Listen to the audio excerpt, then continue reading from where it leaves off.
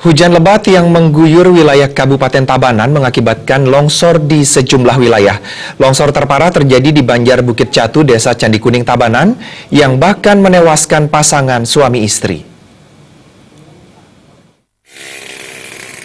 Pasangan suami istri Mistari usia 43 tahun dan Murniati usia 41 tahun asal Kampung Duren, Desa Gondol Suli, Kecamatan Pakuniran, Probolinggo, Jawa Timur, ditemukan tewas tertimbun material longsor di rumah bedeng di atas lahan milik Desa Adat Bukit Catu, Iwayan Puja Umbara. Korban merupakan salah satu pekerja perkebunan sayur milik Wayan Puja Umbara.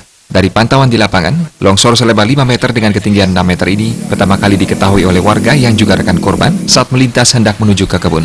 Dirinya pun kemudian menghubungi aparat desa yang kemudian mengecek ke lokasi kejadian. Dengan alat seadanya, masyarakat setempat melakukan evakuasi manual. Dalam tumpukan material longsor, warga menemukan 2 jasad korban dalam posisi saling berpelukan. Posisi kepala menghadap timur dan berada pada titik lokasi pasangan ini kerap tidur.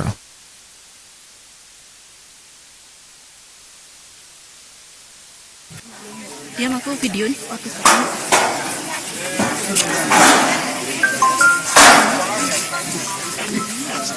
Menurut Perbekal Candi Kuning Imade Mudita, material longsor berasal dari areal perkebunan milik warga bernama Iputu Sudarta. Malam sebelum kejadian, hujan deras memang mengguyur Kecamatan Baturiti, sehingga sejumlah tanah menjadi labil. Saat pertama kali ditemukan, jenazah korban berada dalam posisi berpelukan dengan lebam di bagian wajah dan lengan yang diduga akibat tertimpa batako yang digunakan untuk pagar rumah jenis bedeng tersebut. Kaki korban juga patah. Keluarga korban sudah dihubungi dan rencananya kedua jenazah akan diantar pulang ke rumah duka di Jawa Timur. Tim Liputan Bali TV.